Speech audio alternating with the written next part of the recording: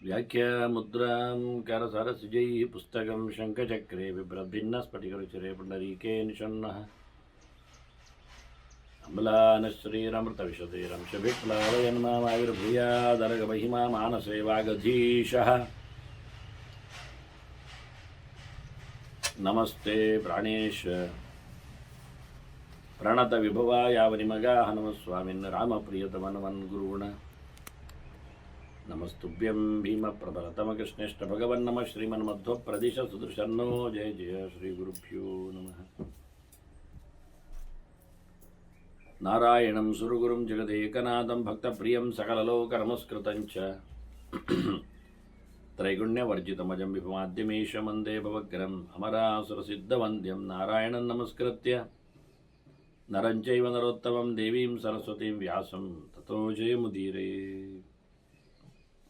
ವೇದವ್ಯಾಸರ ಮಹಾಭಾರತದ ಚಿಂತಕರಿಗೆ ವಂದನೆಗಳು. ಅನುಶಾಸನ ಪರ್ವದ 36ನೆಯ ಪ್ರವಚನ. ಮತ್ತೆ ವೈಷ್ಣವ ಧರ್ಮದೆಡೆಗೆ ಧರ್ಮರಾಜನ ಚಿಂತನೆ ಸಾಗಿದೆ. ಮತ್ತೆ ಭೀಷ್ಮರು ಕೆಲವು ವಿಚಾರಗಳನ್ನು, ಸಂವಾದಗಳನ್ನು, ಸಂಗತಿಗಳನ್ನು ನಮ್ಮ ಮುಂದೆ ಪ್ರಸ್ತುತಪಡಿಸುವಂತೆ ವೇದವ್ಯಾಸರು ನಡೆಸಿದ್ದಾರೆ. ಮುಖ್ಯವಾಗಿ ನಾರಾಯಣನ, ಭಗವಂತನ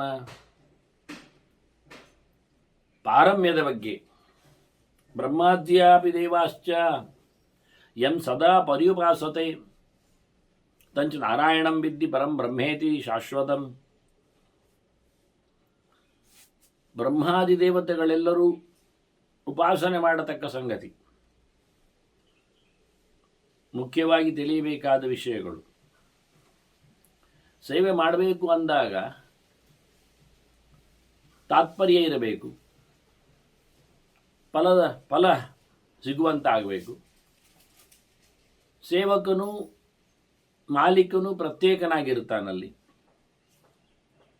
ಆಗ ಮಾತ್ರ ಸೇವೆಗೆ ತಾತ್ಪರ್ಯ ಇರ್ತದೆ. ಹಾಗಾಗಿ ಇಲ್ಲಿ ಪರಮೋಚ್ಚನಾಗಿ ಎಲ್ಲರಿಂದಲೂ ಸೇವ್ಯನಾಗುವವ, ಆರಾಧ್ಯನಾಗುವವ, ಪೂಜನೀಯನಾಗುವವ ನಾರಾಯಣ. ಅವನೇ ನಿಜವಾಗಿ ಏಕಪ್ರಕಾರನಾಗಿರುವವ, ವ್ಯತ್ಯಾಸಗೊಳ್ಳದವ, ಶಾಶ್ವತ ಮೌಲ್ಯವುಳ್ಳವ, ಪರಿಪೂರ್ಣವಾದ ಆನಂದವನ್ನು ಪಡೆದಿರುವವ. ಆದ್ದರಿಂದ ಭೀಷ್ಮರು ಹೇಳುತ್ತಾರೆ, ಬ್ರಹ್ಮಾದಿ ದೇವತೆಗಳು ಸೇವೆ ಮಾಡುವುದರಿಂದಲೇ, ಅದು ಒಂದೆರಡು ದಿನ ಅಲ್ಲ, ನಿರಂತರವಾಗಿ ಎಲ್ಲ ವಿಷಯದಲ್ಲಿಯೂ ಸೇವೆ ಮಾಡುವುದರಿಂದ ಅವನನ್ನು ನಾವು ನಾರಾಯಣ ಅಂತ ತಿಳಿಸ್ತೇವೆ. ಪ್ರತಿಯೊಬ್ಬನಿಗೂ ತನ್ನದೇ ರೀತಿಯಿಂದ ತನ್ನ ಆನಂದವನ್ನು ಪಡೆಯಲಾಗದೇ ಇರುವುದರಿಂದ ಎಲ್ಲರಿಗೂ ಸುಖ ಎನ್ನುವುದು ಇಷ್ಟ ಆಗಲಿಕ್ಕೆ ಹೋಗಿ ಅದನ್ನು ಕೊಡುವ ಮೂಲಕ ಭಗವಂತ ನಾರಾಯಣ ನೆನೆಸಿದ್ದಾನೆ. ಹಾಗಾಗಿ ಇನ್ನೊಬ್ಬ ನಾರಾಯಣನಾಗುವುದೂ ಇಲ್ಲ. ಸ್ವಯಂ ಆನಂದಪೂರ್ಣನಾಗಿ ಉಳಿದವರಿಗೆ ಪೂರ್ಣ ಆನಂದವನ್ನು ಪಡೆಯುವಂತೆ ಮಾಡುವವನು. ಹಾಗಾಗಿ ನೀನು ಅವನ ಸೇವೆಯನ್ನು ಮಾಡುವಂತ ಧರ್ಮರಾಜನಿಗೆ ಮತ್ತೆ ಭೀಷ್ಮ ಬಹಳ ಸುಂದರವಾಗಿ ಹೇಳ್ತಾರೆ, ತತ್ಕರ್ಮ ಕುರು ಕಾಯೇನ ಧ್ಯಾಯಸ್ವ ಮನಸಾಚದತ್ ಮತ್ತೆ ಕೀರ್ತೇಶ್ವಜ ತನ್ನಾಮ. ತ್ರಿಕರ್ಣಪೂರ್ವಕ ಸೇವೆಯಲ್ಲಿ ಕಾಯಿಕವಾಗಿ ದೇವರ ಸೇವೆ ಮಾಡು ಅಂತ ಹೇಳ್ತಾನೆ. ಅವನ ಕರ್ಮ ಮಾಡು, ಮಾನಸಿಕವಾಗಿ ಅವನ ಧ್ಯಾನ ಮಾಡು, ನೆನಪು, ವಾಚಿಕವಾಗಿ ಅವನ ನಾಮವನ್ನು ಹೇಳು. ಈ ರೀತಿಯಾಗಿ ಭಗವಂತನ 3 ಪ್ರಕಾರದ ಕೆಲಸವನ್ನು ಮಾಡಲಿಕ್ಕೆ ದೇವರ ಧ್ಯಾನವು ಅದು ತಪಸ್ಸಿನ ಸ್ವರೂಪವಾಗಿರುತ್ತದೆ. ದೇವರ ನಾಮಚಿಂತನೆಯು ಅಥವಾ ನಾಮೋಚ್ಚಾರಣೆಯು ಅದು ನಾಮಯಜ್ಞವಾಗಿರುತ್ತದೆ. ಅದರಂತೆ ಅವನ ಸೇವೆಗಾಗಿ ನಮ್ಮನ್ನು ನಾವು ದುಡಿಸಿಕೊಳ್ತೇವಲ್ಲ, ಸಮಯವನ್ನು ಕೊಡುವುದಾಗಲಿ, ದೇಹವನ್ನು ಕೊಡುವುದಾಗಲಿ, ಶ್ರಮ ವಹಿಸುವುದಾಗಲಿ, ಪ್ರಯತ್ನಿಸುವುದಾಗಲಿ, ಇವೆಲ್ಲ ದಾನದ ಪ್ರಕಾರದಲ್ಲಿ ಯೋಗದಾನ ಅಂತ ಹೇಳ್ತಾರಲ್ಲ. ಈ ರೀತಿಯಾಗಿ ತ್ರಿಕರಣಪೂರ್ವಕವಾದ ಸೇವೆಯಲ್ಲಿ ತ್ರಿವಿಧವಾಗಿರತಕ್ಕಂಥ ಕರ್ಮಗಳು ಪ್ರಧಾನವಾದದ್ದು ಸೇರಿರ್ತದೆ. ತತ್ ಪದಂ ಪ್ರಾಪ್ನುಹಿ ಪ್ರಾಪ್ಯಂ, ಎಲ್ಲರೂ ಪಡೆಯಬೇಕಾದಂತಹ ಸ್ಥಾನ ಯಾವುದು ಅಂದರೆ ಅವನ ಲೋಕ. ಅದು ಶಾಶ್ವತಂಚ ಪುನರ್ಭವ, ಅದು ನಿರ್ನಾಮಗೊಳ್ಳದ್ದು, ಇಲ್ಲವಾಗುವುದಿಲ್ಲ ಎಂದಿಗೂ. ಅಷ್ಟೇ ಅಲ್ಲದೆ ಅಲ್ಲಿ ಹೋದವರು ಮತ್ತೆ ಹಿಂದೆ ಬರಲಿಕ್ಕೂ ಇಲ್ಲ. ಯದ್ಗತ್ವಾ ನನಿವರ್ತಂತೆ ತದ್ಧಾಮ ಪರಮಮ್ಮಮ ಅಂತ ಕೃಷ್ಣ ಹೇಳಿಕೊಂಡಿದ್ದಾನೆ. ವೈಕುಂಠ ಲೋಕ ಮಾತ್ರವೇ ಹಿಂದೆ ಬಾರದ ತಾಣ ಆಗಿದೆ.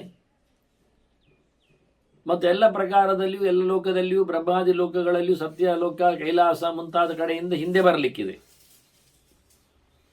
ಕೈಲಾಸದಲ್ಲಿ, ಸತ್ಯಲೋಕದಲ್ಲಿ, ಇಂದ್ರಾದಿ ಲೋಕಗಳಲ್ಲಿ ಮುಕ್ತಸ್ಥಾನ, ಶಾಶ್ವತವಾದಂತಹ ನೆಲೆ ಅಂತ ಇಲ್ಲ. ವೈಕುಂಠದಲ್ಲಿ ಅವೆಲ್ಲ ಇವೆ, ಅಮುಕ್ತ ಸ್ಥಾನವಿದೆ, ಮುಕ್ತ ಸ್ಥಾನವಿದೆ. ಹಾಗೆ ಉಳಿದ ಕಡೆಯಲ್ಲಿಲ್ಲ. ಹಾಗಾಗಿ ಸತ್ಯಲೋಕವು ಶಾಶ್ವತ ಅನ್ನುವಂತಿಲ್ಲ. ಹೀಗಾಗಿ ಇಂತಹ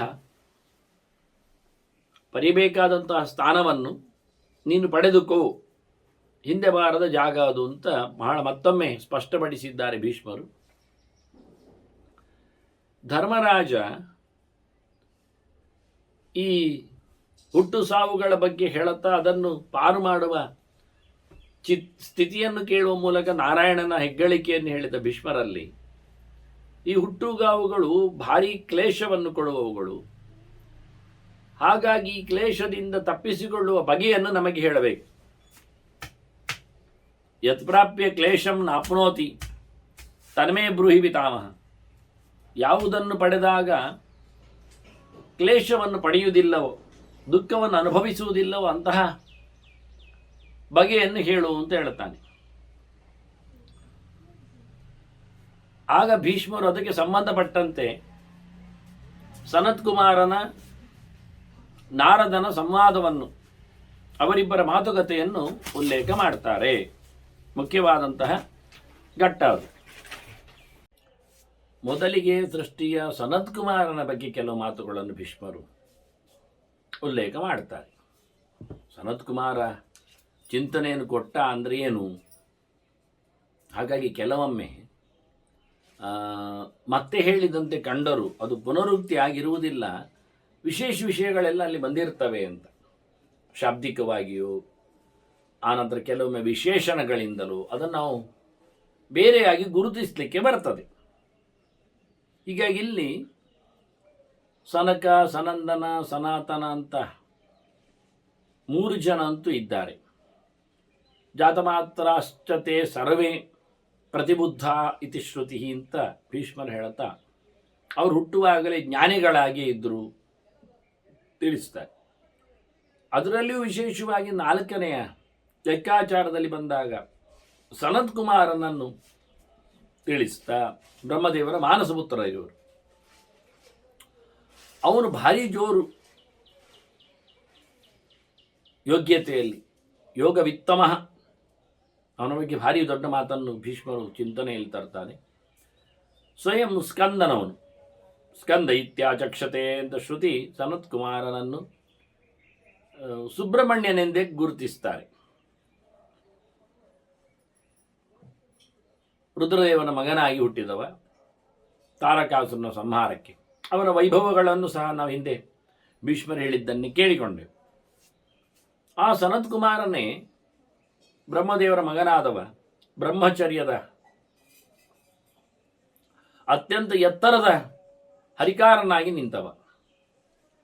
ಒಂದು ರೂಪದಲ್ಲಿ. ಆದರೆ ಇನ್ನೊಂದು ರೂಪದಲ್ಲಿ, ಕುಮಾರ ರೂಪದಲ್ಲಿ ಸ್ಕಂದನಾಗಿ ಬಂದಾಗ ಕುಮಾರನ ಅನಿಸಿಕೊಂಡರೂ ಅಲ್ಲಿ ಅವನು ದೇವಸೇನಾಪತಿಯಾಗಿದ್ದಾನೆ, ಶ್ರೀವಲ್ಲಿಯ ಗಂಡನಾಗ್ತಾನೆ. ಅಲ್ಲಿ ಅವನ ಹೆಸರಲ್ಲಿ ಕುಮಾರ ಅಂತ. ಆದರೆ ಬ್ರಹ್ಮಪುತ್ರನಾದಾಗ ಅವನು ಸನತ್ ಕುಮಾರ. ಸದಾ ಸನತ್ ಅಂದರೆ ಯಾವಾಗಲೂ ಅಂತ ಅರ್ಥ. ಯಾವಾಗಲೂ ಬ್ರಹ್ಮಚಾರಿಯೇ. ಅವನಲ್ಲಿ ಮಾರ ಅಂದರೆ ಮನಮಥ, ಅವನು ಕು ಅಂದರೆ ಕುತ್ಸಿತ. ಅವನಲ್ಲಿ ಮನಮಥ ಯಾವುದೇ ರೀತಿಯಾದ ಉಪಟಳ ಮಾಡುವುದಿಲ್ಲ, ಅಂದರೆ ಕಾಮದ ಪೀಡೆ ಇಲ್ಲದವ ಅಂತ. ಹಾಗಾಗಿ ಅವನಲ್ಲಿ ಪ್ರಾರ್ಥನೆ ಮಾಡಿಕೊಂಡಾಗ ನಾರಾಯಣ ವರ್ಮದ ರಕ್ಷಣೆಯಲ್ಲಿ ಸನತ್ ಕುಮಾರೋ ಅವತ್ತು ಕಾಮದೇವಾತ್ಸ್. ದೇವನಂದ್ರೆ ಆಟ ಅಂತ ಅರ್ಥ. ಕಾಮನ ಪೀಡೆಯಿಂದ, ಆಟದಿಂದ ನನ್ನನ್ನು ರಕ್ಷಣೆ ಮಾಡಲಿ ಅವನು ಅಂತ. ಹೀಗೆ ಸನತ್ಕುಮಾರನು ಬ್ರಹ್ಮಪುತ್ರನಾದಾಗ ಸನತ್ಕುಮಾರನಿದ್ದವನೇ ರುದ್ರಪುತ್ರನಾಗಿ ಕುಮಾರನಾಗಿದ್ದಾನೆ. ಅವನೇ ವಿಷ್ಣುವಿನ ಪುತ್ರನಾದಾಗ ಮಾರನಿದ್ದಾನೆ. ಅಕ್ಕೂ ಹೋಗಿದೆ. ಈಗ ಅವನು ಮಾರಯತಿಯೇ. ಅವನು ರಮಯತಿ ಚ ಮಾರಯತಿ ಚ. ರಮತೆ ಮಾರಯತಿ ಚ ಅಥವಾ ರಮಯತಿ ಮಾರಯತಿ ಚ. ಜನರನ್ನು ಕಾಮದಿಂದ ಪೀಡಿಸ್ತಾನೆ, ತಾನು ಆರಾಮವಾಗಿ ಮೆರಿತಾನೆ ಅನ್ನುವ ಅರ್ಥಗಳಲ್ಲಿ ರಮಾಪುತ್ರನಾಗಿ ಮಾರ ಬಂದಿದ್ದಾನೆ. ಮನ್ಮಥ, ಅವನೇ ಮನ್ಮಥ. ಒಂದು ರೋಲಲ್ಲಿ ಮನ್ಮಥ ಅವ, ಕಾಮವನ್ನು ಸ್ಪ್ರೆಡ್ ಮಾಡುವವ, ರತಿ ರಥ. ಇನ್ನೊಂದು ರೂಪದಲ್ಲಿ ಅವನು ಬ್ರಹ್ಮಚಾರಿ. ನೋಡಿ, ಡೆಡ್ ಅಗೇನ್ಸ್ಟ್, ತದ್ವಿರುದ್ಧವಾಗಿದ್ದಾನವ ಧರ್ಮದಲ್ಲಿ. ಆದ್ದರಿಂದ ದೇವತೆಗಳು ಎಲ್ಲರೂ ಆಶ್ರಮ ಧರ್ಮಗಳನ್ನು ಪಾಲಿಸ್ತಾರೆ ಅಂತ ಹೇಳುವುದು. ಹೀಗೆ ಸನತ್ಕುಮಾರನು ಇಂದ್ರ ಸಮನಿದ್ದಾನೆ ಯೋಗ್ಯತೆಯಲ್ಲಿ. ಏನಾದರೂ ನೆಕ್ಸ್ಟ್ ಶಿವ ಅಂದರೆ ಶಿವನ ಸ್ಟೆಪ್ಪಿನ ನಂತರದಲ್ಲಿ, ಭಗವಂತನ ನಂತರದಲ್ಲಿ ಹೇಗೆ ಬ್ರಹ್ಮವಾಯುಗಳ ಸ್ಥಾನಮಾನ ಉಂಟು, ಬ್ರಹ್ಮವಾಯುಗಳ ಇದು ಜೆನ್ಸ್ ಲೆವೆಲ್ ನೋಡಿಕೊಂಡಾಗ, ಬ್ರಹ್ಮವಾಯುಗಳ ನಂತರದಲ್ಲಿ ಗರುಡ ಶೇಷರುದ್ರರದ್ದೇ ಸ್ಥಾನಮಾನಗಳು. ರುದ್ರ ಅಲ್ಲೇ ಬರ್ತಾನೆ. ಶಿವನ ನಂತರದಲ್ಲಿ ಸ್ಥಾನಮಾನ ಯಾರಿಗೆ ಕೇಳಿದರೆ ಇಂದ್ರನಿಗೆ, ತತ್ಸಮಾನನಾಗಿ ಸ್ಕಂದನಿಗೆ, ಸನತ್ಕುಮಾರ. ಹೀಗೆ ಮೇಲಿನ ಜನರಲ್ಲಿ ನಾಲ್ಕನೆಯ ತಲೆ ಬ್ರಹ್ಮ, ರುದ್ರ, ಇವನೇ ನೆಕ್ಸ್ಟ್. ಮೊದಲು ದೇವರು, ಭಗವಂತನ ನಂತರದಲ್ಲಿ ಬ್ರಹ್ಮ, ಬ್ರಹ್ಮನ ನಂತರದಲ್ಲಿ ರುದ್ರ, ರುದ್ರ ನಂತರದಲ್ಲಿ ಸ್ಕಂದ. ಈ ರೀತಿಯಾಗಿ ಸನತ್ಕುಮಾರನ ಹೆಗ್ಗಳಿಕೆಯನ್ನು ಹೇಳ್ತಾರೆ. ಬಹಳ ಎತ್ತರದಲ್ಲಿ 4 ಜನರಲ್ಲಿ ದೇವರನ್ನು ಬಿಟ್ಟರೆ 3ರಲ್ಲಿ ತ್ರಿಮೂರ್ತಿಗಳು ಅಂತ ಹೇಳಿಕೊಂಡ್ರೆ, ತ್ರಿಮೂರ್ತಿಗಳಲ್ಲಿ 3ನೇ ಮೂರ್ತಿಯಾಗಿ ಸ್ಥಾನದಲ್ಲಿ ಪರ್ಮನೆಂಟ್ ಸ್ಥಾನವನ್ನದದು. ಹೇಗೆ ಬ್ರಹ್ಮನ ಸ್ಥಾನದಲ್ಲಿ ಯಾರು ಬರುವುದಿಲ್ಲವೋ ಪ್ರಾಣ ಬಿಟ್ಟರೆ, ಹಾಗೆ ಶೇಷನ ಅಂದರೆ ಶಿವನ ಸ್ಥಾನದಲ್ಲಿ ಗರುಡ ಬಿಟ್ಟರೆ ಯಾರು ಬರುವುದಿಲ್ಲವೋ, ಶೇಷನು ಶಿವನೊಬ್ಬನೇ ಆದ್ದರಿಂದ ಅವನನ್ನು ನಾವು ಲೆಕ್ಕಕ್ಕೆ ತಗೊಳ್ಬೇಕಾಗಿಲ್ಲ, ಬರುವುದಿಲ್ಲವೋ, ಹಾಗೆ ಕಾಮನ ಸ್ಥಾನದಲ್ಲಿ ಯಾರೂ ಬರುವುದಿಲ್ಲ. ಬಂದರೆ ಇಂದ್ರ ಬರ್ತಾನಷ್ಟೆ. ಈ ರೀತಿಯಾಗಿ ಅವನ ಕಕ್ಷೆಯಲ್ಲಿ ಅವನೊಬ್ಬನೇ ಮೆರೆಯುವವನು, ತತ್ಸಮಾನಾಗಿ ಇಂದ್ರ ಬರುವವನು. ಅದರಾಚೆ ಯಾರು ಬರುವುದಿಲ್ಲ. ಮತ್ತೆ ಪ್ರತಿಯೊಂದು ಸ್ಥಾನದಲ್ಲಿ ಸಮಾನರಾದವರು ಒಬ್ಬೊಬ್ಬರೇ ಇರುವುದು. ಬ್ರಹ್ಮನ ಸ್ಥಾನಮಾನದಲ್ಲಿ ಸಮಾನನಾಗಿ ಪ್ರಾಣ ಇರ್ತಾನೆ, ವಾಯು ಇದ್ದಾನೆ. ಅದೇ ಗರುಡನ ಸಮಾನನಾಗಿ ಶಿವ ಇರ್ತಾನೆ, ಶೇಷ ಇರ್ತಾನೆ. ಹಾಗೆ ಕಾಮನೆ ಸಮನಾಗಿ ಇಂದ್ರ ಇರ್ತಾನೆ. ಅಂತಹ ಸನತ್ಕುಮಾರ್ ನಂತರದಲ್ಲಿ 5ನೇ ಮಗನಾಗಿ ಬಂದವ ವಶಿಷ್ಠ ಚತುರ್ಮುಖನಿಗೆ. 6ನೇವನೇ ಷಷ್ಠ ಸ್ಥಾಣು ಸ ಭಗವಾನ್ ಅಮೇಯಾತ್ಮ ಶೂಲಧೃತ್ ತ್ರಿಶೂಲಧೃತ್. ತ್ರಿಶೂಲವನ್ನು ಹೊತ್ತಿರತಕ್ಕವನು ಶಿವನು, ಸ್ಥಾಣು ಅಂತ ಅನಿಸಿಕೊಂಡವನು. ಅವನು ಬಂದವನೇ 6ನೆಯ ವ್ಯಕ್ತಿಯಾಗಿ ಬಂದಿದ್ದಾನೆ ಚತುರ್ಮುಖನಿಗೆ ಮಗನಾಗಿ. ಮತ್ತೆ ಹುಟ್ಟಿದವನು ಭೃಗು, ಮತ್ತೆ ಹುಟ್ಟಿದವನು ಮರೀಚಿ. ಮರೀಚಿಯ ನಂತರದಲ್ಲಿ ಬಂದವ ಭೃಗು. ಭೃಗುವಿನ ನಂತರದಲ್ಲಿ ಅಂಗಿರಸ್ ಹುಟ್ಟಿದ್ದಾನೆ. ಅಂಗಿರಸ್ ನಂತರದಲ್ಲಿ ಅತ್ರಿ ಬರ್ತಾನೆ. ಅತ್ರಿಯಿಂದ ಅಸ್ತ್ರಿಯ ನಂತರದಲ್ಲಿ ಪುಲಸ್ತ್ಯ ಹುಡುತ್ತಾನೆ. ಪುಲಸ್ತ್ಯ ನಂತರದಲ್ಲಿ ಪುಲ ಬಂದಿದ್ದಾನೆ ಅಂತ ಇಲ್ಲಿ ಭೀಷ್ಮರು ಹೇಳುತ್ತಾರೆ. ಅವನ ಹೆಸರು ಕ್ರತು ಅಂತ. ಇಲ್ಲಿ ಪುಲಸ್ತ್ಯ, ಪುಲ, ಪುಲಹ ಅಂತ 3 ಜನರನ್ನು ಕೊನೆಯಲ್ಲಿ ಶಬ್ದದಲ್ಲಿ ಹೇಳುತ್ತಾರೆ. ಆದ್ದರಿಂದ ಇಲ್ಲಿ ಮಾತ್ರವೇ ಪುಲ ಅಂತ ಹೆಸರಿನಲ್ಲಿ ಅವನ ಪ್ರಸಿದ್ಧಿ. ಅವನು ಕ್ರತು, ಕೈಯಲ್ಲಿ ಹುಟ್ಟಿದವ ಚತುರ್ಮುಖನತ್ತು. ಕೊನೆಗೆ ಬಂದವ ಪುಲಹ, ಕಿವಿಯಲ್ಲಿ ಬಂದವನವನು. ಹೀಗೆ ಮುಂದೆ ಬಂದವರು ಇಷ್ಟು ಜನ. ಅಲ್ಲಿ ಮುಗಿದೋಯ್ತು. ಚತುರ್ಮುಖನ ಮಕ್ಕಳಾಗಿ ನೆಕ್ಸ್ಟ್ ಬಂದವನು ಇನ್ನಿದ್ರೆ ದಕ್ಷ ಇರ್ತಾನೆ. ಅವನನ್ನು ಇಲ್ಲಿ ಹೇಳಲಿಕ್ಕೆ ಹೋಗ್ಲಿಲ್ಲ ಇವರು. ಇವರನ್ನು ಮಾತ್ರ ಪರಿಗಣಿಸಿದ್ದು ಯಾಕೆ ಕೇಳಿದರೆ, ಇನ್ನೊಂದು ವಿಷಯ ಹೇಳಲಿಕ್ಕುಂಟು ಅವರಿಗೆ. ಅದಕ್ಕೋಸ್ಕರ ಸರ್ವಮೇತನ ಮಹಾರಾಜ ಕುರುವನ್ ಆದಿಗುರು ಮಹಾನ್. ಇವನ್ನೆಲ್ಲ ಸೃಷ್ಟಿಯಲ್ಲಿ ತಂದವನು ಯಾರು ಕೇಳಿದರೆ ಆದಿಗುರು. ನೋಡಿ, ಚತುರ್ಮುಖನಿಗೆ ಆದಿಗುರು ಅಂತ ಹೆಸರು. ಆದಿಗುರುಭ್ಯೋ ನಮಃ ಅಂತ ಹೇಳಿದರೆ ಚತುರ್ಮುಖ ಅಂತ ಅರ್ಥ. ಇಲ್ಲಿ ಪದ ಪ್ರಯೋಗ ಮಾಡ್ತಾನೆ. ಮಹಾನ್, ಮತ್ತು ಅವನು ಮಹತ್ತತ್ವ ಇದ್ದಾನೆ. ಜೀವರಲ್ಲಿ ದೊಡ್ಡವ ಇದ್ದಾನೆ. ಮಹತ್ ಅಂದರೆ ಪ್ರಭು ವಿಭು ಅನಂತಶ್ರೀಹಿ ಬ್ರಹ್ಮ ಲೋಕಪಿತಾಮಹ. ಲೋಕದ ಅಜ್ಜ ಇವ, ಬ್ರಹ್ಮ ಅಂತ ಹೆಸರು ಪಡೆಯುವವನು. ಇವನೆಲ್ಲರ ಸ್ವಾಮಿ ಇದ್ದಾನೆ. ಇಡೀ ಜಗತ್ತನ್ನು ನೇರ್ಪುಗೊಳಿಸಿದವ ಇವ. ಹಾಗಾಗಿ ಇವರೆಲ್ಲಿದ್ದಾರಲ್ಲ ಹುಟ್ಟಿ ಬಂದವರು ಮರೀಚ್ಯಾದಿಗಳು, ಅವರೆಲ್ಲರಿಗೂ ಸಹ ದೇಹ ಇದೆ, ದೇಹ ಕಾಣುತ್ತದೆ, ಶರೀರ ಇದ್ದವರೇ. ಮೂರ್ತಿಮಂತಹ ಅಮೃತೀಭೂತಾಹ. ಅವರು ಶರೀರವನ್ನು ಹೊತ್ತಿದ್ದರು. ಶರೀರದ ಮೇಲೆ ಅವರಿಗೆ ಮೋಹ, ಆಸೆ, ಎಚ್ಚರ, ಅಭಿಮಾನ, ಇನ್ಫ್ಲುಯೆನ್ಸು, ಲೇಪ ಅದು ಯಾವುದೂ ಇಲ್ಲ.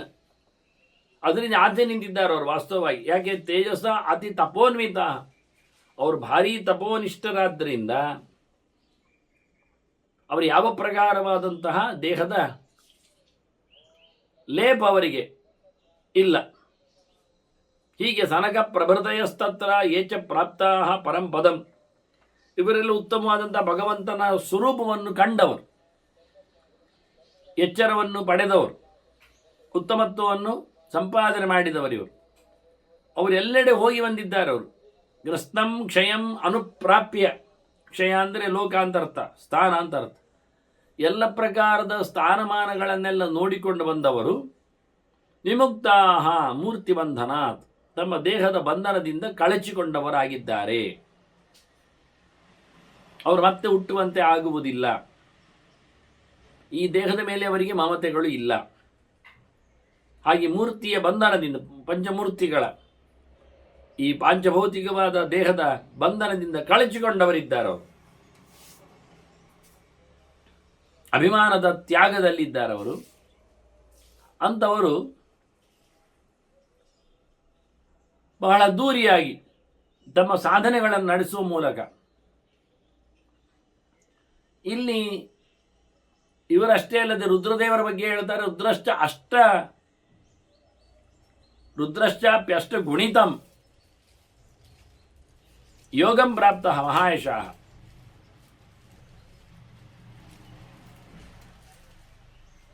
ಯೋಗಾಚಾರ್ಯರಲ್ಲಿ ಸನತ್ ಕುಮಾರನಿಗಿಂತಲೂ ಮಿಗಿಲಾದಂತಹ ಯೋಗಸ್ಥಾನವನ್ನು ಪಡೆದಿದ್ದಾನೆ ಯಾರು? ಶಿವ. ಉಳಿದವರಿಗೆ ಇಲ್ಲ ಅಂತಲ್ಲ. ಯೋಗದಲ್ಲಿ ಇರುವಂಥದ್ದು ಅಷ್ಟಾಂಗ ಯೋಗ ಅಂತ ಅರ್ಥ. ಅಷ್ಟು ಸಿದ್ಧಿಗಳಲ್ಲಿ ಇರ್ತಾವೆ ಮುಖ್ಯವಾಗಿ. ಯೋಗಿಗಳು ಅಂದಾಗ ಅಣಿಮ, ಮಹಿಮಾ, ಲಘಿಮ, ಗರಿಮ, ಪ್ರಾಪ್ತಿ, ಪ್ರಾಕಾಶ್ಯ, ವಶಿತ್ವ, ಈಶಿತ್ವ ಇವೆಲ್ಲ ಸಿದ್ಧಿಗಳು. ಇದರ ಬಗ್ಗೆ ಬಹಳ ದೊಡ್ಡ ಮಟ್ಟಿನ ಮಾತನ್ನು ಹೇಳ್ತಾರೆ ಸಿದ್ಧಿಗಳಲ್ಲಿ. 22 ಸಿದ್ಧಿಗಳನ್ನು ಗುರುತಿಸುವವರಿದ್ದಾರೆ. ಅದನ್ನು ಪುರಾಣಕಾರರು ಹೇಳ್ತಾರೆ. ಅದನ್ನು ನಾನು ಸುಗುಣಮಾಲೆಯಲ್ಲಿ ಲೇಖನವಾಗಿ ಕೊಟ್ಟಿದ್ದೇನೆ. ಅದರಲ್ಲಿ ಪ್ರಧಾನವಾದ ಅಷ್ಟಸಿದ್ಧಿ ಅಣಿಮಾ, ಮಹಿಮಾ ಚೈವ, ಲಘಿಮಾ, ಗರಿಮಾ ತತ ಈಶಿತ್ವಂಚ ವಶಿತ್ವಂಚ ಪ್ರಾಪ್ತಿ ಪ್ರಾಗಾಮ್ಯ ವಿಮಚ ಅಂತ. ಇದು ಸೂಕ್ಷ್ಮ ಮಟ್ಟದಲ್ಲಿ ಇವರಲ್ಲಿ ಉಂಟು. ಅಲ್ಪ ಮಟ್ಟದಲ್ಲಿ, ಸ್ವಲ್ಪ ಮಟ್ಟದಲ್ಲಿ. ಸೂಕ್ಷ್ಮಂ ಅಷ್ಟಗುಣಂ ರಾಜನ್ ಇತರೆ ನೃಪಸತ್ತಮ. ಉಳಿದವರಲ್ಲಿ ಇದರ ಲೆಕ್ಕಾಚಾರಗಳು ಸಿಕ್ಕಿವೆ. ಇವರನ್ನೆಲ್ಲ ಒಟ್ಟು ಹೆಸರಿನಲ್ಲಿ ಕರೆದಾದರೆ ಸಪ್ತ ಬ್ರಹ್ಮಾಣ ಇತ್ಯೇತೆ ಪುರಾಣೇ ನಿಶ್ಚಯಂಗತಃ. ಇವರನ್ನು ವೇದ ಪುರಾಣಗಳಲ್ಲೆಲ್ಲ ಸಪ್ತ ಋಷಿಗಳು ಅಂತ ಕರೀತಾರೆ. ಸಪ್ತ ಬ್ರಹ್ಮರು ಅಂತ, ಸಪ್ತ ಪ್ರಜಾಪತಿಗಳು ಅಂತ. ಯಾಕೆ? ಇವರಿಂದಲೇ ಮುಂದೆ ದೊಡ್ಡ ಮಟ್ಟಿನ ಸೃಷ್ಟಿಗಳಾದದ್ದು. ಮರೀಚಿ, ಅತ್ರಿ, ಅಂಗಿರಸ್, ಪುಲಸ್ತ್ಯ, ಪುಲಹ, ಕ್ರತು, ಭೃಗು.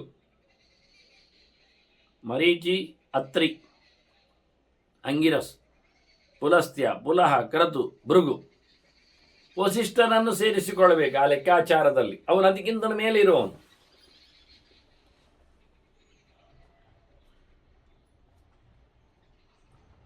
ಇದರಲ್ಲಿ ಮರೀಚಿ, ಅತ್ರಿ, ಅಂಗಿರಸ್,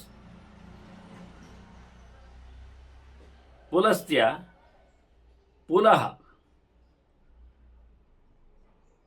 ಪುಲ ಅಂತ ಕ್ರತುವನ್ನು ಮತ್ತೆ ಭೃಗು, ಇವರು 7 ವಸಿಷ್ಠನನ್ನು ಬಿಟ್ಟು, ಅವನು ಬಹಳ ದೊಡ್ಡ ಮಟ್ಟಿನ ವ್ಯಕ್ತಿ ಅಂತ ಹೇಳಿಕೊಂಡವನು ಮೊದಲ 5ನೇವನಾಗಿ ಬಂದಿದ್ದಾನೆ ಹೇಳಿ ಇವರನ್ನು 7 ಬ್ರಹ್ಮರು ಅಂತ. ಮತ್ತೆ ದಕ್ಷನನ್ನು ಸೇರಿಸಿಕೊಂಡು ವಶಿಷ್ಠನ ಸೇರಿಸಿಕೊಂಡಾಗ ಅವರು ನವ ಪ್ರಜಾಪತಿಗಳು ಅಂತಾರೆ ಇನ್ನೊಂದು ಕಡೆ ಹೇಳುವಾಗ. ಅದನ್ನು ಇವನನ್ನು ಸಪ್ತ ಬ್ರಹ್ಮಾಣ ಅಂತ ಹೇಳಿಕೊಂಡೇ ವೇದಗಳು ಕರೆಯುವಂಥದ್ದು. ಮರೀಚಿಯ ನಂತರದಲ್ಲಿ ಬಂದ ಭೃಗುವನ್ನು, ಮರೀಚಿಯನ್ನು, ಅಂಗಿರಸನನ್ನು, ಜೊತೆಯಲ್ಲಿ ಅತ್ರಿ ಮತ್ತೆ ಪುಲಸ್ತ್ಯನನ್ನು, ಮತ್ತೆ ಪುಲನನ್ನು, ಪುಲಹನನ್ನು ಸೇರಿಸಿಕೊಂಡು ಹೇಳಿದ್ದವರು. ಕೊನೆಯಲ್ಲಿ ಹೇಳಿದವರನ್ನು ಏತೇಷಾಂ ಪಿತರಸ್ತಾತ್ ಪುತ್ರ ಇತ್ಯಮಿ ಚಕ್ಷತೆ ಅಂತ. ವಾಸ್ತವವಾಗಿ ದೇವತೆಗಳನ್ನು ಅವರು ಕಲೀಲಿಕ್ಕೆ ನಿಂದಾಗ ಪುತ್ರ ಅಂತ ಕರೆದಿದ್ದಾರೆ. ಆದ್ದರಿಂದ ಇವರನ್ನು ಪಿತೃಗಳು ಅಂತ ಕರೀತಾರೆ. ಈಗ ಇವರು ಪಿತೃಗಳಾಗಿ ಇವರಿಂದ ಮತ್ತೆ ಮಾನಸಿ ಕನ್ಯೆಯರು ಬರಲಿಕ್ಕೆ ಹೋಗಿ ಪಿತೃವಂಶ ಬಹಳ ದೊಡ್ಡ ಮಟ್ಟಿನಲ್ಲಿ ಬೆಳೆದದ್ದು. ಇವರು ಗಣಾಹ ಸಪ್ತ ಮಹಾರಾಜ, ಇವರು 7 ಗಣಗಳಿದ್ದಾರೆ ಪಿತೃಗಳು. ಮೂರ್ತಯ ಅಮೂರ್ತಯ ಸ್ತತ ಅಂತ ಹೇಳಿಕೊಂಡು ಪಿತೃಗಳಲ್ಲಿ 2 ಪ್ರಭೇದಗಳು, ಅಮೂರ್ತಯ ಮೂರ್ತಯ ಅಂತ. ಕಾಣದವರು ಕಾಣುವವರು ಅಂತ ಹೇಳಿಕೊಳ್ಳುವ ನೆಲೆಯಲ್ಲಿ ಅಮೂರ್ತಾನಾಂಚ ಮೂರ್ತಾನಾಂ ಅಂತ ಹೇಳಿಕೊಂಡು ಪಿತೃಸ್ತುತಿಗಳಲ್ಲಿ ಇವರನ್ನೆಲ್ಲ ಗಮನಿಸಿದ್ದಾರೆ, ಗುರುತಿಸಿದ್ದಾರೆ. ನಾನು ಮಹಾಲಯ ಪಕ್ಷಕ್ಕೋಸ್ಕರ ಪಿತೃಸ್ತುತಿಯನ್ನು ಹೇಳಿದ್ದೇನೆ. ಹೇಳಿದ ಮಾತುಗಳು ಬಂದಿವೆ. ಅಂದರೆ ಪಾರಾಯಣ ಮಾಡುವವರಿಗಾಗಿ ಹೇಗೆ ಹೇಳಲಿಕ್ಕುಂಟು, ಅದು ರುಚಿ ಪ್ರಜಾಪತಿ ಮಾಡಿತ್ತು, ಇನ್ನೊಬ್ಬ ಚತುರ್ಮುಖನ ಮಾನಸಪುತ್ರನು. ಆ ಬಳಿಕ ನಾನು ಪಿತೃಸ್ತುತಿಯ ಬಗ್ಗೆ ವಿವರಣೆಯನ್ನು ಕೊಟ್ಟಿದ್ದೇನೆ. ಓದುವುದು ಹೇಗೆ, ಪಾರಾಯಣ ಮಾಡುವುದು ಹೇಗೆ ಅಂತ ನೋಡಿಕೊಳ್ಳುವ ಹಾಗೆಯೇ ಅದರ ಸ್ಲೈಡ್ಸ್ಗಳನ್ನು ತೋರಿಸುತ್ತಾ ಅದನ್ನು ಲೆಟರ್ಸ್ಗಳನ್ನು ಸ್ತುತಿಯನ್ನು ಹಾಕಿಸಿ ಮತ್ತು ಸ್ತುತಿಯ ಒಂದರೇ ಒಂದು ಶ್ಲೋಕ ಪ್ರಕಾರದಲ್ಲಿ ಚಿಂತನೆ ಮಾಡ್ತಾ ಬಹಳ ದೊಡ್ಡ ಮಟ್ಟಿನ ಪಿತೃಸ್ತುತಿ ಅದು. ಶ್ರಾದ್ದ ಸಮೀಕ್ಷಾ ಅಂತ 10-30 ನನ್ನ ಪ್ರವಚನಗಳಿವೆ. ಅದು ಹೊರತುಪಡಿಸಿ ಪಿತೃ ಸಮೀಕ್ಷಾ ಅಂತ ಹೇಳಿಕೊಂಡು ಈ ಚಿಂತನೆಗಳು ಬಂದಿವೆ. ಈ ಪಿತೃ ಸಮೀಕ್ಷಾದಲ್ಲಿ ಪಿತೃಸ್ತುತಿಯಲ್ಲಿ 50 ಶ್ಲೋಕಗಳ ವಿವರಣೆ ಅಷ್ಟೇ ಅಲ್ಲದೆ ಪಿತೃಗಣಗಳು ಎಷ್ಟಿದ್ದಾರೆ, ಹೇಗಿದ್ದಾರೆ, ಯಾರಾಗಿದ್ದಾರೆ, ಅವರು 11, 8, 7 ಹೇಗೆ ಕರೆಯಲ್ಪಡ್ತಾರೆ ಎನ್ನುವುದನ್ನೆಲ್ಲ ಒಟ್ಟು ಗಣದ ಲೆಕ್ಕಾಚಾರವನ್ನು ಅಲ್ಲಿ ಕೊಟ್ಟಿದ್ದೇನೆ. ಇಲ್ಲಿ ಸಪ್ತಗಣಗಳನ್ನು ಮೂರ್ತಯ ಅಮೂರ್ತಯ ಅಂತ 3-4 ಪ್ರಕಾರದಲ್ಲಿ, ಅದರಲ್ಲಿ ಮತ್ತೆ ವಿಂಗಡಗಳನ್ನು ಅಗ್ನಿಶಾತ, ಬರೀಷದ, ಆಜ್ಯಪ ಅಂತೇಳಿ ಸೋಮವಾಹ, ಸಾಗ್ನಯ, ನಿರಗ್ನಯ ಇದನ್ನೆಲ್ಲ ಕರೀತಾರವರು ಮತ್ತೆ ಬೇರೆ ಹೆಸರುಗಳಲ್ಲಿ. ಹೀಗೆ ಇಲ್ಲಿ ಮೊದಲಿಗೆ ಅವರನ್ನು ಪಿತೃಗಳು ಅಂತ ಹೇಳುತ್ತಾ ನನಗೆ ಈ ಸಂಗತಿಗಳನ್ನೆಲ್ಲ ನನ್ನ ಅಪ್ಪ ಹೇಳಿದ್ದು ಹೇಳ್ತಾನೆ ಭೀಷ್ಮ. ಪಿತ್ರಾಜ ಮಮ ರಾಜೇಂದ್ರ ಶ್ರಾದ್ದಗಾಳೆ ಪ್ರಭಾಷಿತ. ಇವೆಲ್ಲ ನನಗೆ ಶ್ರಾದ್ದದ ಹೊತ್ತಿನಲ್ಲಿ ಅವ್ರಿಗೆ ಹೇಳಿಕೊಟ್ಟದ್ದು. ಯಾರು? ನನ್ನಪ್ಪ. ಅವನಪ್ಪ ಭೀಷ್ಮನಪ್ಪ ಶಂತನು. ಅವನು ವರುಣನೇ ರಾಜ ಇದ್ದಾನೆ, ಗಂಗೆಯ ಇನಿಯ. ಹಾಗೆ ಅವನು ಶ್ರಾದ್ದ ಹಾಕುವಾಗ ಬಂದು ಭೀಷ್ಮರಿಗೆ ಇವರ ಸಂಗತಿಗಳನ್ನೆಲ್ಲ ಪಿತೃವಂಶದ ಸಂಗತಿಗಳನ್ನೆಲ್ಲ ಹೇಳಿದ್ದಾನಂತೆ. ಮತ್ತೆ ಭೀಷ್ಮರು ಹೇಳ್ತಾರೆ, ನನಗೆ ನನ್ನಪ್ಪ ಮಾತ್ರ ಹೇಳಿದ್ದು ಅಂತೇನಲ್ಲ, ಅಪ್ಪ ಶ್ರಾದ್ದ ಮಾಡುವಾಗ ಹೇಳಿದ್ದ ಅಂತ ವಿಷಯ ಸತ್ಯ. ನನಗೆ ವೇದವ್ಯಾಸರು ಬಾರಿ ಹೇಳಿಕೊಟ್ಟಿದ್ದಾರೆ. ಹಾಗೆಯೇ ದೇವಸ್ಥಾನ ಋಷಿಯು ನನಗೆ ತಿಳಿಸಿದ್ದಾನೆ. ಹಿಂದೆ ದೇವಸ್ಥಾನದ ಮಾತನ್ನು ನಾವು ಶಾಂತಿ ಬರುವುದು ಆರಂಭದಲ್ಲಿ ಕೇಳಿದ್ದೆವು. ಮತ್ತೊಬ್ಬನನ್ನು ಇಲ್ಲಿ ಗುರುತಿಸ್ತಾರೆ ಭೀಷ್ಮರು, ದೇವ ಮತ ಅಂತ ಹೇಳಿಕೊಂಡು. ಅದು ನಮಗೆ ಕಾಣುವಂಥದ್ದೇ ಇಲ್ಲ. ಹಾಗೆ ಇನ್ನೊಬ್ಬ ದೇವಲ ಇದ್ದಾನೆ, ಅವನು ಸಿಕ್ಕಿದ್ದಾನೆ ನಮಗೆ. ಅದರಂತೆ ಕಾಶ್ಯಪರು ನನಗೆ ಹೇಳಿದ್ದಾರೆ ಚಿಂತನೆಗಳನ್ನು. ಮತ್ತೆ ಗೌತಮರು ತೋರಿಸಿಕೊಟ್ಟಿದ್ದಾರೆ, ಕೌಂಡಿನ್ಯರು ಹೇಳಿದ್ದಾರೆ, ಭಾರದ್ವಾಜರು, ಮಾರ್ಕಂಡೇಯನು ಹೇಳಿದ್ದಾನೆ. ಹೀಗಾಗಿ ಅನೇಕ ಜನರು ನನಗೆ ಹೇಳಿದ ಸಂಗತಿಗಳು ಅವರ ಎತ್ತರದ ರಹಸ್ಯವನ್ನು ನಮಗೆ ಹೇಳ್ತಾರೆ. ಪರಂ ರಹಸ್ಯಂ, ಮುಖ್ಯವಾಗಿರತಕ್ಕಂತಹ ವಸ್ತುಗಳು, ಅತಿ ಮಹತ್ತರವಾದದ್ದು. ಮಹಾಂತಂ ಪ್ರಿಯಂ ಹಿ ಪರಮಾತ್ಮನಃ. ಭಗವಂತ ಅತ್ಯಂತ ಎತ್ತರದ ವ್ಯಕ್ತಿ, ಅವನ ಅತ್ಯಂತ ರಹಸ್ಯವಾದ ವಿಷಯಗಳಿದು ಎಲ್ಲ ಹೇಳಿಕೊಟ್ಟಿದ್ದಾರೆ ನಮಗೆ. ಇವರು ಪಿತೃಗಳು ಸಹ ಮತ್ತೆ ವಿಶೇಷವಾಗಿ ದೇವತೆಗಳಲ್ಲಿಯೂ ಶ್ರೇಷ್ಠನಾಗಿ ನಿಂತ, ಅಂದರೆ ಇಂದ್ರ ಸಮಾನಾದ್ರಿಂದವ ಸನತ್ ಕುಮಾರನು.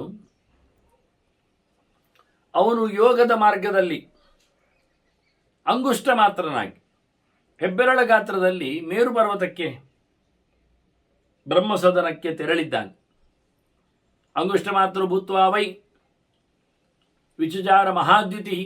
ಬಹಳ ಬೆಳಕಿನ ವ್ಯಕ್ತಿ ಆತ.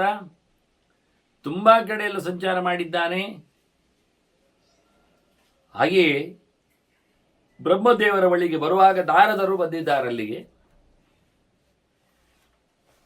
ನಾರದರು ಕೇಳ್ತಾರೆ ಸನತ್ ಕುಮಾರರಲ್ಲಿ. ಕೇಳುವವನು ಹೇಗೆ?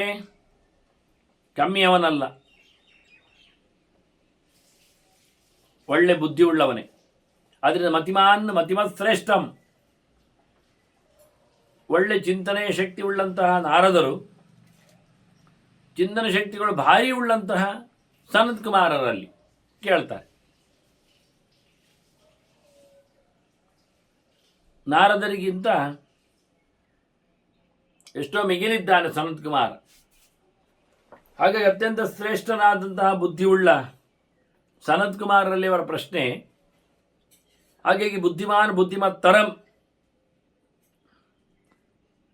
ಮತಿಗೂ ಬುದ್ಧಿಗೂ ವ್ಯತ್ಯಾಸ ಇದೆ ಎಂದು ತೋರಿಸ್ತಾರೆ. ಮನಸ್ಸಿನಲ್ಲಿ ಲೆಕ್ಕಾಚಾರ ಮಾಡಲಿಕ್ಕೆ ಬರುವಂಥದ್ದು ಮತಿಯಾದರೆ, ಬುದ್ಧಿ ಅದರ ಆಚಿನ ಮಜಲು, ನಿಶ್ಚಯ ಮಾಡುವಂಥದ್ದು. ಸಂಕಲ್ಪ ವಿಕಲ್ಪ ಮಾತ್ರ ಅಲ್ಲದೆ ಮುಖ್ಯವಾದ ತೀರ್ಪುಗಳಿಗೆ ಸಹಾಯಕವಾದದ್ದು ಬುದ್ಧಿ. ಹಾಗಾಗಿ ನಾರದರಿಗೆ ಭಾರಿ ಬುದ್ಧಿ ಇದೆ. ಅದಕ್ಕಿಂತಲೂ ಮಿಗಿಲಾದ ಬುದ್ಧಿ ಉಳ್ಳವರು ಸನತ್ ಕುಮಾರರು, ಅವರ ಬಳಿಗೆ ಬಂದಿದ್ದಾನು. ಹಾಗೆ ಕ್ಷೇತ್ರವಿತ್ ಶ್ರೇಷ್ಠಂ, ಇದಂ ಶರೀರಂ ಕೌಂತೆಯ ಕ್ಷೇತ್ರಮಿತ್ಯ ವಿಧೀಯತೆ ಅಂತ ಹೇಳಿದ್ರಿಂದ ಕ್ಷೇತ್ರ ದೇಹ, ಅದನ್ನು ತಿಳಿದವ ಕ್ಷೇತ್ರಜ್ಞ, ಅದು ದೇವರು. ಕ್ಷೇತ್ರಜ್ಞಂಚಾಪಿ ಮಾಂ ವಿದ್ಧಿ ಸರ್ವಕ್ಷೇತ್ರೇಷು ಭಾರತ ಅಂತ. ಹಾಗಾಗಿ ದೇಹವನ್ನು ತಿಳಿದವನು ದೇವರು. ಹಾಗೆಯೇ ದೇಹದ ಬಗ್ಗೆ ಎಚ್ಚರವುಳ್ಳವರು ನಾರದರಿದ್ದಾರೆ.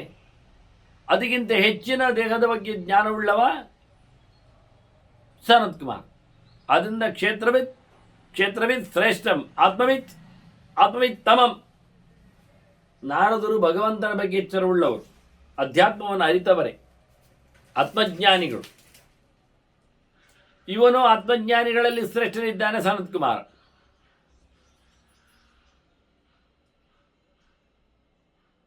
ಅಂತಹ ಜ್ಞಾನಿಗಳಲ್ಲಿ ನಾರದರ ಪ್ರಶ್ನೆ ಇತ್ತು. ಲೋಕವಿತ್ ಶ್ರೇಷ್ಠ, ನಾರದರು ಲೋಕವನ್ನು ಅರಿತವರು. ಆ ಲೋಕವನ್ನು ಅರಿತವರಲ್ಲಿ ಅತ್ಯಂತ ಶ್ರೇಷ್ಠನಾದವನು ಸನತ್ ಕುಮಾರ್. ಅಂಥವರಲ್ಲಿ ನಿಜವಾಗಿ ಪ್ರಶ್ನೆ ಕೇಳಿದ್ದಾರೆ ಅವರು. ವಾಸ್ತವವಾಗಿ ದೇವರು ಆ ಸನತ್ ಕುಮಾರನು ಭೀಷ್ಮರು ಹೇಳುವಂತೆ ಅವನು ತತ್ವಜ್ಞಂ,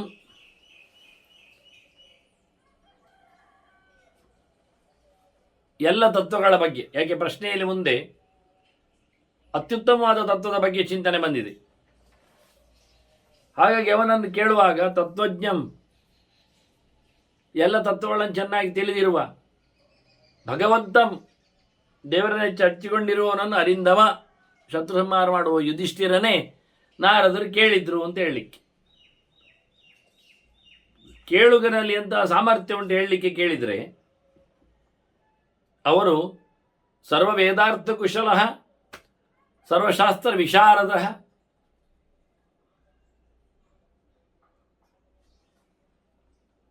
ಎಲ್ಲ ವೇದಗಳು ಎನ್ನುವುದು ಅರ್ಥ ಆಗುವುದು ಕಡಿಮೆ. ಎಲ್ಲ ವೇದಗಳು ಸಿಗುವುದು ಇಲ್ಲಲ್ಲ, ಅನಂತಾಮಿ ವೇದ. ವೇದದ ಎಲ್ಲ ಅರ್ಥಗಳು ಸಿಗಲಿಕ್ಕೆ ಬರ್ತದೆ, ಎಲ್ಲ ಕಡೆದಲ್ಲ. ಅದು ಮುಖ್ಯವಾದ ವೇದದ ಅರ್ಥಗಳು ಎನ್ನುವ ನೆಲೆಯಲ್ಲಿ ಭಗವಂತ ಆಗಲಿ, ನಂತರದಲ್ಲಿ ಪ್ರಾಣ ಚಿಂತನೆ ಆಗಲಿ, ಕೊನೆಯಲ್ಲಿ ಆಯಾ ದೇವತೆಗಳ ಅನುಸಂಧಾನಕ್ಕಾಗಲಿ ಅನುಕೂಲ ಆಗುವಂತೆ, ಇನ್ನು ದೇವರ ವಿಷಯದಲ್ಲಿ ಪ್ರತ್ಯೇಕವಾದ ಯೋಚನೆಗಳು, ಪ್ರಾತಿನಿಧಿಕವಾದ ಬಗೆಗಳು, ವಾಸುದೇವ ಶಬ್ದದಂತೆ ವಸುದೇವನ ಮಗ ಅಂತ ಅರ್ಥೈಸಿಕೊಳ್ಳದೆ ಅವು ನಿರಂತರ ವಾಸನಾಥ್ ಹೇಳಿಕೊಳ್ಳುವ ಮೂಲಕ, ದೇವನಾಥ್ ಎಂದು ಚಿಂತನೆ ಮಾಡುವ ಮೂಲಕ ವಸನಾಥ್ ಇದ್ದು ಬೆಳಗಿಸುವವನಾದ್ದರಿಂದ ಅರ್ಥ ಮಾಡಿಕೊಳ್ಳುವಂತೆ, ವಿಶೇಷವಾಗಿ ಭಗವಂತನ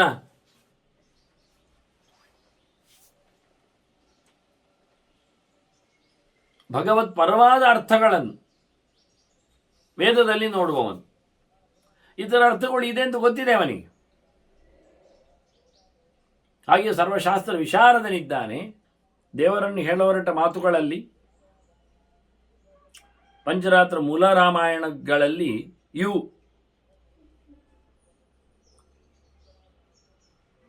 ಮುಖ್ಯವಾದಂತಹ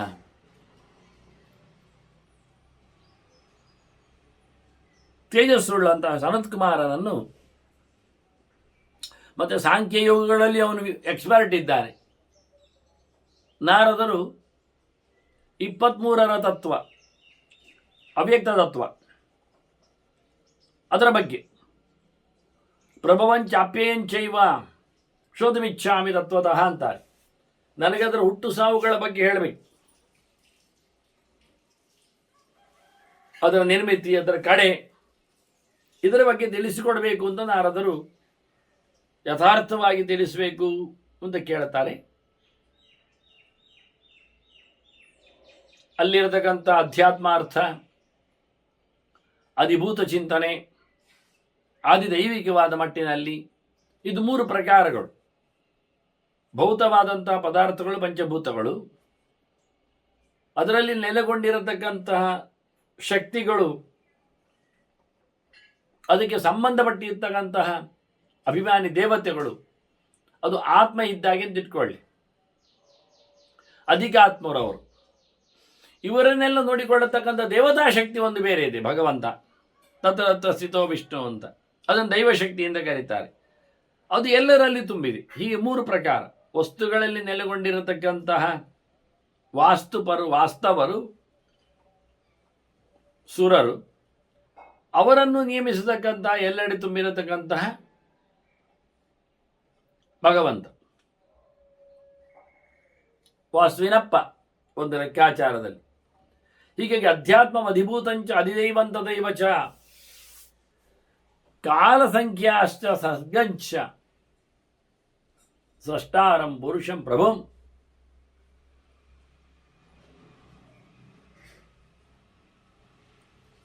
ಇದನ್ನು ನಮಗೆ ಹೇಳಿ ಅಂತ ಕೇಳ್ತಾರೆ ನಾರದರು. ಸೃಷ್ಟಿ ಮಾಡಿದ ಭಗವಂತನ ಬಗ್ಗೆ ಹೇಳಿ, ಈ ಸೃಷ್ಟಿಯನ್ನು ಹೇಳಿ, ಇದರ ಸ್ಥಾನಮಾನವನ್ನು, ಕಾಲ ಸಂಖ್ಯೆಯನ್ನು ಹೇಳಬೇಕಲ್ಲ ಎಂದು, ಯಾವಾಗ ಅಂತ, ಸೃಷ್ಟಿ ಸಂಹಾರಗಳಿಗೆಲ್ಲ.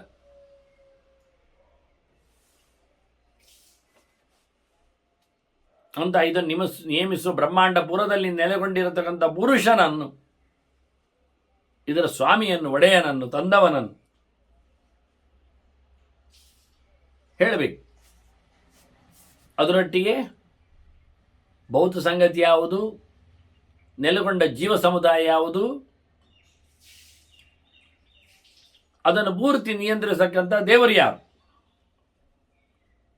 ಈಶ್ವರೋ ದೈವೋದ್ದಿಷ್ಟಂ ಅಂತ ಸುಪ್ರೀಂ ಯಾರು. ಹಾಗೆ ಕೇಳಿದರೆ ಅಂಥವನನ್ನು ಪಡೆದಾಗ ಹಿಂದೆ ಬರಲಿಕ್ಕಿಲ್ಲ ಆಗಬೇಕು. ಹಾಗಿಂತ ಹೇಳಿದ್ದಲ್ಲ, ಮುಂದೆ ಬರಲಿಕ್ಕಿಲ್ಲ ಅಂತ. ಹಾಗೆ ಪ್ರಾಪ್ಯ ನ ನಿವರ್ತಂತೆ ತದ್ ಭವಾನ್ ವಕ್ತು ಮನಸ್ಸಿ.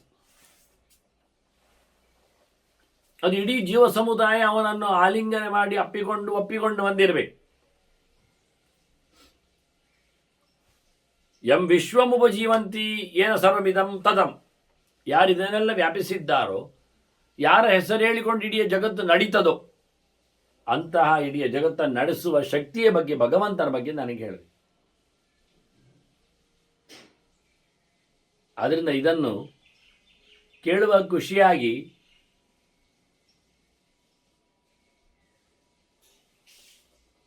ಸನತ್ ಕುಮಾರ ಅಲ್ಲಿಂದ ಶುರು ಮಾಡ್ತಾನೆ.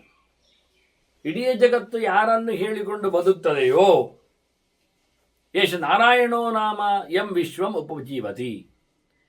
ಇಡೀ ಜಗತ್ತು ದೇವರನ್ನು ಹೇಳಿಕೊಂಡು ಬದುಕ್ತದೆ. ಉಪಜೀವಕತ್ವ ಅಂದರೆ ಜೀವತ್ವ ಅಂತ ಅರ್ಥ. ಇನ್ನೊಂದರ ಅಡಿಯಾಳಾಗಿ, ಡಿಪೆಂಡೆಂಟ್ ರಿಯಾಲಿಟಿ ಅಂತೇವೆ. ಇಂಡಿಪೆಂಡೆಂಟ್ ಅಲ್ಲ, ಇನ್ನೊಬ್ಬರ ಅಡಿಯಾಳಾಗಿ ಇರತಕ್ಕಂಥ ತತ್ವಗಳು. ಇದು ಪ್ರಧಾನ ತತ್ವಗಳ ಕ್ರಮ. ಇದರಲ್ಲಿ ಅತ್ಯಂತ ಎತ್ತರದಲ್ಲಿ ನಿಂತವರನ್ನು ನೇಮಿಸುವ ಭಗವಂತ.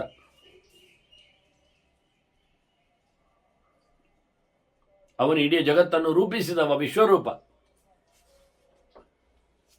ಎಲ್ಲರೂ ಅವನನ್ನೇ ಆಶ್ರಯಿಸಿಕೊಂಡಿದ್ದಾರೆ.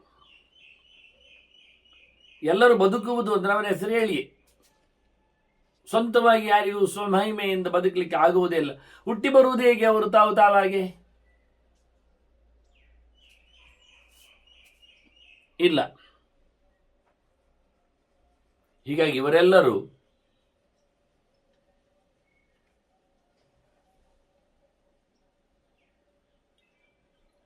ದೇವರನ್ನು ಉಪಯೋಗಿಸಿಕೊಂಡು ಬದುಕ್ತಾರೆ. ಒಬ್ಬ ಜೀವಂತಿ ಶಬ್ ಅಂತ ಹೇಳ್ತಾರಲ್ಲ ಹಾಗೆ. ಸ್ವಾತಂತ್ರ್ಯ ಏನೇ ಇಲ್ಲ ಅವರು. ಒಬ್ಬ ಜೀವನ. ಯಾರು ಇನ್ನೊಬ್ಬರನ್ನು ಹೆಸರು ಹೇಳಿಕೊಂಡು ಸಂಬಂಧಿಸಿಕೊಂಡು ಬದುಕುವುದಿಲ್ಲ ಅವನು ಸ್ವತಂತ್ರ, ಈಶಾ ಅಂತ ಅರ್ಥ. ಅವನು ದೇವರು. ಅವನು ಯಾರ ಉಪಕಾರವೂ ಬೇಡ. ಯಾವುದನ್ನು ಅಡಿಯಾಳಾಗಿಟ್ಟುಕೊಂಡು ಬದುಕುವುದಿಲ್ಲ ಅವನು. ಯಾರನ್ನು ನಂಬಿಕೊಳ್ಳಿಲ್ಲ. ಹೀಗಾಗಿ ದೇವರು ಉಪಜೀವಕ್ಕಾಗಿ ಯಾವರನ್ನು ಸಹ ತನ್ನ ಬದುಕಿಗೋಸ್ಕರ ಆಶ್ರಯಿಸಿಕೊಂಡು ನಿಲ್ಲಿಲ್ಲ. ಅದನ್ನು ದೇವರಿಗೆ ನೇರ ಸ್ವಯಂಹಿಮನಿ ಪ್ರತಿಷ್ಠಿತ ಅನ್ನುವಂಥ ಕ್ರಮ. ಹಾಗೆ ಇಡೀ ಜಗತ್ತು ಅವನನ್ನು ಆಶ್ರಯಿಸಿದ್ರಿಂದ ಅವನನ್ನು ನಾವು ನಾರಾಯಣ ಅಂತ ಹೇಳ್ತೇವೆ ಅಂತ ಇವರು ಹೆಸರನ್ನು ಉಲ್ಲೇಖ ಮಾಡಿತು.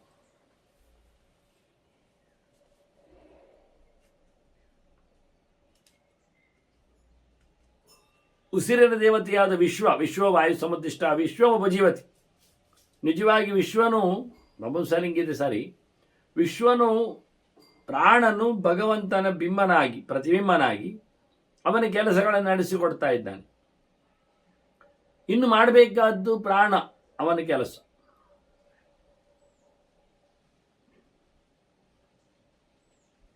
ಅವನು ಆರಾಮವಾಗಿ ಕರ್ಮಗಳನ್ನು ನಡೆಸ್ತಾನೆ. ಯಾಕೆ? ಅವನ ಡಿಪಾರ್ಟ್ಮೆಂಟ್. ಸಾಯುವುದು ಉಸಿರಿನ ನಿಂತು ಸಾಯ್ತಾನೆ. ಹಾಗಾಗಿ ದೇವರು ಪ್ರಾಣನನ್ನು ಉಪಯೋಗಿಸಿಕೊಂಡು ಇಡೀ ಜಗತ್ತನ್ನು ನಡೆಸ್ತಾನೆ. ಪ್ರಾಣ ಭಗವಂತನನ್ನು ಆಶ್ರಯಿಸಿದ್ದಾನೆ. ಇಡೀ ಜಗತ್ತು ಪ್ರಾಣನನ್ನು ಆಶ್ರಯಿಸಿ ಕೂತಿದೆ. ಇದು ಹಿಂದೆ ಭೀಷ್ಮರು ಹೇಳಿದ್ರಿ. ಇದನ್ನು ಕೃಷ್ಣನೇ ಹೇಳಿಕೊಂಡಿದ್ದದನ್ನು. ನಾನ್ ಕಂಚಿತ ಭಾಷಿತ ಅಂತ ನಾನು ಯಾರನ್ನು ಆಶ್ರಯಿಸಿಕೊಂಡಿಲ್ಲ. ಬ್ರಹ್ಮ ಮಾಮಾಶ್ರಿತ ನಿತ್ಯಂ. ಬ್ರಹ್ಮದೇವರು ನನ್ನನ್ನೇ ಒಪ್ಪಿಕೊಂಡದ್ದು. ರುದ್ರೋ ಬ್ರಹ್ಮಾಣಮಾಶ್ರಿತ. ರುದ್ರದೇವರು ಬ್ರಹ್ಮನನ್ನು ಆಶ್ರಯಿಸಿಕೊಂಡಿದ್ದಾರೆ. ರುದ್ರಂ ಸಮಾಶ್ರಿತ ದೇವ. ರುದ್ರನಲ್ಲಿ ಎಲ್ಲರೂ ಆಶ್ರಯವನ್ನು ಪಡೆದಿದ್ದಾರೆ. ರುದ್ರ ಬ್ರಹ್ಮನಲ್ಲಿ, ಬ್ರಹ್ಮ ನನ್ನಲ್ಲಿ. ಬ್ರಹ್ಮ ಮಾಮಾಶ್ರಿತೋ ನಿತ್ಯಂ ನಾನ್ ಕಂಚಿತ ಭಾಷಿತ. ನಾನು ಯಾರನ್ನು ಆಶ್ರಯಿಸಿಕೊಂಡಿಲ್ಲ. ಎಲ್ಲರಿಗೂ ನನ್ನ ಪ್ರಕಾರದಲ್ಲೇ ನಾನು ಬೇಕಾದಂತಹ ಪಾಠವನ್ನು, ಉಪದೇಶವನ್ನು, ಅಧಿಕಾರವನ್ನು ಕೊಟ್ಟಿದ್ದೇನೆ. ಹೀಗಾಗಿ ದೇವರು ಸ್ವತಂತ್ರನು. ಅವನೇ ಇಡೀ ಜಗತ್ತನ್ನು ತಂದವನು, ನೋಡಿಕೊಳ್ಳುವನೆಲ್ಲ. ಯಶಸ್ರಷ್ಟ ವಿಧಾತಾಚ ಭರ್ತ ಪಾಲಯಿತ ತತ. ನೋಡಿಕೊಳ್ಳುವವನು, ಹೊತ್ತು ನಿಂತವನು, ತಂದುಕೊಡುವವನು, ನಡೆಸಿಕೊಟ್ಟವನು, ಮುಗಿಸುವವನು, ಎಲ್ಲವೂ.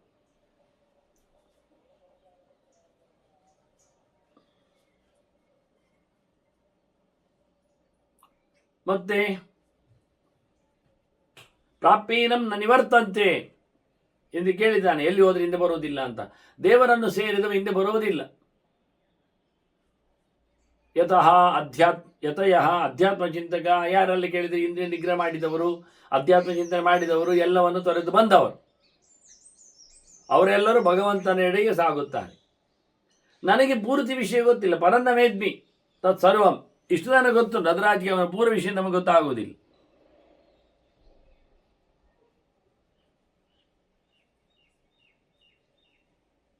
ಮತ್ತೆ ಮುಖ್ಯವಾಗಿ ನನಗೆ ನಾನಿರುವುದು ಹೀಗೆ ನನಗೆ ಗೊತ್ತಿಲ್ವಾ? ಯಾವಾನು ಛಾಯ ಮೆತ್ತ ಹ್ಯೇಹಂ. ದೇವರಿ ಅಂತವನು, ನಾನೇ ಅಂತವನು.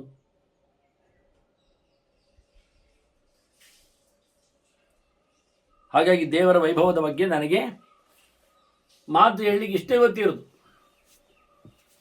ಪರನ್ನವೇದ್ಮಿ ತತ್ ಸರ್ವಂ. ನಾನು ಮತ್ತೆ ಪೂರ ತಿಳ್ಕೊಳ್ಳಿಲ್ಲ.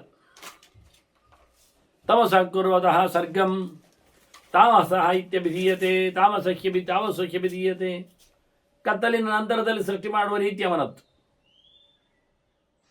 ಮಹಾರ್ಣಮಃ ಅರ್ಣವಶ್ಚೈವ ಸಲಿಲಂ ಚ ಗುಣಸ್ತತ ವೇದಾಃ ತಪಾಂಸಿ ಯಜ್ಞಾಶ್ಚ ಧರ್ಮಶ್ಚ ಭಗವಾನ್ ವಿಭುಃ. ಎಲ್ಲವೂ ಆಗ ಭಗವಂತನೇ ಸೃಷ್ಟಿ ಆರಂಭದಲ್ಲಿ, ಪ್ರಳಯದ ಕಾಲದಲ್ಲಿ. ದೊಡ್ಡ ಸಮುದ್ರ, ಸಣ್ಣ ಸಮುದ್ರ, ನೀರು, ಅದರ ಲಕ್ಷಣಗಳು, ಹಾಗೆ ವೇದಗಳು, ಅಧ್ಯಯನಗಳು, ಪ್ರಯೋಗಗಳು, ಇದೆಲ್ಲವೂ ಭಗವದ್ ಅಧೀನವಾಗಿರುವಂಥದ್ದು. ಸೃಷ್ಟಿ ಆರಂಭದಲ್ಲಿ ಮತ್ತೆ ಸೃಷ್ಟಿಗೊಳ್ಳುತ್ತವೆ, ಸಂಹಾರ ಕಾಲದಲ್ಲಿ ಸುಮ್ಮನೆ ಇರ್ತವೆ. ಪ್ರಾಣ ಸಾಮರ್ಥಕ ಅಗ್ನಿಶ್ಚ, ಇವೆಲ್ಲವನ ಹೆಸರುಗಳು. ಮುಖ್ಯವಾಗಿ ವ್ಯೋಮ, ಕಾಲಸ್ತತೆ ವಚ, ವ್ಯೋಮ ಅಂತ ಕರಿತೇವೆ, ಕಾಲ ಅಂತೇವೆ. ಪ್ರಾಣ, ಅಗ್ನಿ, ಸಾಮರ್ಥಕ, ಇವೆಲ್ಲಿ ನಾಮಾನ್ಯತಾನಿ ಬ್ರಹ್ಮರ್ಷೇ ಶರೀರಸ್ಯ ಈಶ್ವರಸ್ಯ ವೈ. ದೇವರನ್ನು ಗಮನಿಸಿ ಗುರುತಿಸಿ ಹೇಳುವ ರೀತಿಗಳು ಇದೆ, ಹೆಸರುಗಳು ನಮ್ಮದು. ಹೀಗೆ ಭಗವಂತ ಯುಗ ಚಕ್ರಗಳ ಹಿನ್ನೆಲೆಯಲ್ಲಿ ಸೃಷ್ಟಿಯನ್ನು ಆರಂಭ ಮಾಡಿದ್ದಾನೆ. ಹಿಂದೆ ಹೇಳಿದ ಚತುರ್ಯುಗ ಸಹಸ್ರಾಣಿ ಬ್ರಹ್ಮಣೋ ದಿನ ಮುಚ್ಚತೆ ಎಂದು 1000 ಯುಗ ಚಕ್ರಗಳು. 4 ಯುಗಕ್ಕೆ ಒಂದು ಯುಗ ಚಕ್ರ ಅಂತ ಹೆಸರು. ಇಂತಹ 1000 ಚಕ್ರಕ್ಕೆ ಒಂದು ಚತುರ್ಮುಖನ ಹಗಲು ಮತ್ತಷ್ಟೇ ರಾತ್ರಿ. ಅದಾದ ನಂತರ ಮತ್ತೆ ಪುನಃ ಸೃಷ್ಟಿ. ಹಗಲು ರಾತ್ರಿಗಳು ಕಳೆದ ಬಳಿಕ ಪಶ್ಚಾತ್ ಭೂತ್ವ ಸಸರ್ಜಾಂತಹ ತಾಸ್ವೀರಿ ಮಮಾಸೃಜತ್, ಸಸರ್ಜಾಪಃ ತಾಸ್ವೀರಿ ಮಮಾಸೃಜತ್ ತದಣ್ಣ ಮಮೋದ್ದೈಮಂ ಸಹಸ್ರಾಂಶ ಸಮಪ್ರಭಂ. ತಸ್ಮಿನ್ ಸಸರ್ಜ ನೀರು, ನೀರು ಪ್ರಕೃತಿ.